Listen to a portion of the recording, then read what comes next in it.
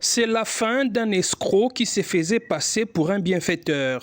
Sur demande du gouverneur de province Dieudonné Piémé, le commissaire provincial de la police au Kasaï a mis la main sur celui que d'aucuns appellent déjà le Bernard Madoff congolais. On va l'appeler Claude Safari Moubalama. C'est le dernier nom qu'il a porté car, encore à la police, il change de nom au gré des arnaques. Ayant mené des enquêtes minutieuses sur lui, la police a découvert que le nommé Claude Safari Moubalama était un arnaqueur multirécidiviste. Le 6 novembre 2023, le général Silvano Kasongo, après l'avoir auditionné, a ordonné son arrestation à Tshikapa. Mais que reproche-t-on à l'homme aux multiples noms? Selon la police, cet individu a parcouru plusieurs provinces de la RDC en arnaquant les paisibles citoyens. À Tshikapa, l'homme a même réussi à se faire accepter par l'autorité provinciale comme directeur général d'une ONGD fictive appelée Programme panafricain des investissements, PPI. Il est même passé à la télévision publique, la RTNC Tshikapa. Le DG Claude Moubalama a remis au gouverneur les plans d'action des projets qui seront exécutés dans sa province. Nous sommes ici à Tshikapa dans le cadre de l'exécution du projet de construction des écoles dans la province, mais aussi pour exécuter les projets d'appui à l'élevage des génitaires bovins et caprins de race améliorée, et c'est en partenariat avec la Caritas. Le Bernard Madoff congolais s'est servi de son ONGD pour escroquer plus de 1000 personnes. Claude Safari a réussi à duper la très crédible organisation catholique Caritas.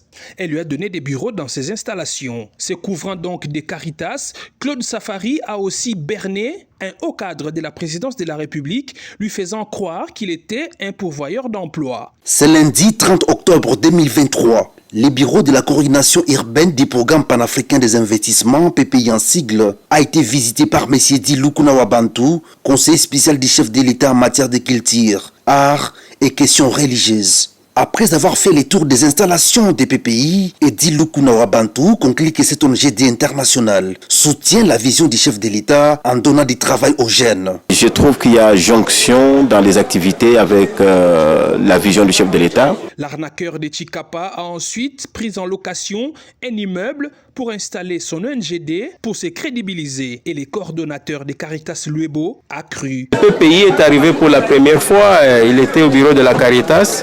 Nous sommes très contents de voir déjà qu'il a son bureau propre. Et pour nous, c'est une joie. Pourtant, les propriétaires de l'immeuble n'ont reçu que des promesses. Et loko evomakinga plus na projet na ye eza kota la Caritas na kati. Natali crédibilité à Caritas nde na appuyer monsieur Claude sur demande à Salaki Pananga azui mituka azui biloko boye asali singa misala butu moi ya kobongisa ndako kosisa bureau na budget o natiaki na makambo mususu na utiliser pona ndako sombele ba climatiser kosika biloko tel ba plafonnier selon demande na ye na tie kutu wana na ligne te po eza biloko nanga eza biloko etikali na ndako nanga mais utilisation ya mituka ba carburant bato azui nyonso wana ezosa mituka nanga mibale ezalaki kuna carburant azwi ya bato wana azosomba nete azosomba à travers nga mais nga na tie ya contact na bato wana alobi te zala prêt au facilité nga tâche na bango mpo bango nayebani na bango nanu bien te mais ye moko a partager d'abord carte de service na bato wana c'est que contact ezalaki déjà normal po babandaki kobenga nga ta na musika te azoluka boye abosola na ye bopesa ye basololi bapesi ye carburant, c'était comme ça. Nyonso wana ni 100 francs pesi biso. Tony Tumba a lui été escroqué des motos valant plusieurs milliers de dollars. Nazaki na ndako na yoki babengi ngai ke o yaka moko ezali awa tokotsa ba moto na ONG. Biso tomona ke loko net eza sérieux parce que tokenda na Caritas. Tokenda na Caritas ba signer contrat to livrer moto ya liboso et pas bato Caritas.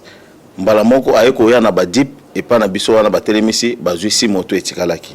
Ngana kotsaki yanga moto ndeko nanga kotsaki pe ba moto na ye muso kotsaki ba moto tozaki 3 personnes de tokotisaki. Donc une affaire ya 12 000.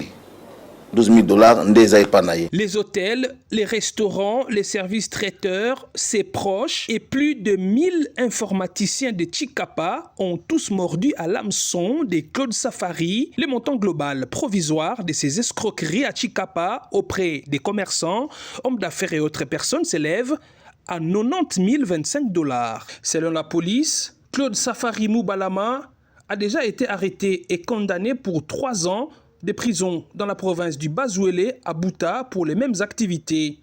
Il s'est évadé en 2019 et a parcouru plusieurs provinces avec les différentes identités étalées comme suit.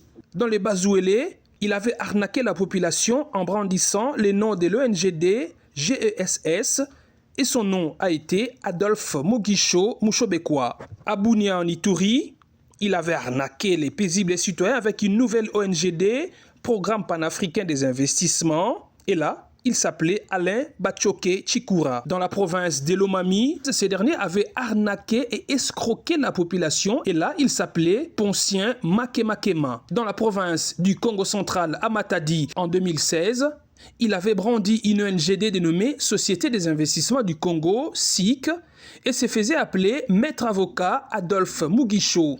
Il a été arrêté pour les mêmes abus et a ensuite été libéré sur pression de certains acteurs politiques du pays. Dans la province du Kasaï central, à Kananga, Claude Safari avait arnaqué la population et voire même certaines autorités de la province en créant une ONGD au nom des Actions contre la pauvreté internationale ACPI. Et là, il s'appelait Alfred Maïcha Bishobibi. À Chikapa, où le général Silvano Kasongo a stoppé la mésaventure de cet escroc, il avait réussi à faire signer à Caritas un contrat évalué à 160 000 dollars américains pour la construction des écoles par une société de construction Maxi Compagnie prétendument basée en Belgique pour une durée de 6 mois et ce, sans aucun crédit financier. Plusieurs habitants de Chikapa sont en pleurs. Il a fait perdre aux gens leurs emplois en leur promettant des salaires dont le moins payé s'élève à 400 dollars américains. Il faut dire que ce monsieur qui détenait 2 cartes d'électeurs avec des identités différentes est un génie de l'escroquerie. Il a non seulement exigé de l'argent aux demandeurs d'emploi, plus de 5 dollars à près de 1300 personnes. Il a surtout obligé chaque candidat à apporter un ordinateur portable. C'était une des conditions pour être engagé. Ce qui fait qu'en visitant les installations de son ONGD, les visiteurs pouvaient facilement voir les ordinateurs portables et croire qu'ils appartenaient à son organisation. C'était pourtant un leurre. Ce jeune homme qui a autrefois travaillé pour lui remercie la police de l'avoir sorti de cette escroquerie qu'il ignorait. Nous pouvons remercier le général pour ce travail abattu. Ce n'était pas facile de mettre la main sur ces messieurs d'idées. Je pense que partout où il est passé, personne ne l'a eu. Vous voyez, à Kananga, il a escroqué même les barreaux de Kananga. Toute une commission qu'il a escroqué. À Mouenadji, tout la même chose. On a des images avec les maires des villes, les chefs de division de l'ONEM. À Matadi, la même chose. Personne ne l'a jamais arrêté. Mais ici, quand même, Dieu vraiment a tenu quand même quelque chose de bon pour que le nouveau général mette la main sur le monsieur. Suivant la vision du chef de l'État, Félix-Antoine Tshisekedi Tshilombo, qui tient à l'éradication de la corruption et de toutes sortes d'escroqueries, le gouverneur des provinces Dieudonné Piémé et le général Silvano Kasongo, commissaire provincial de la police au Kasaï, ont réussi à mettre hors d'état de nuire l'arnaqueur de Chikapa. Le Bernard Madoff congolais devra répondre de ses actes devant la justice.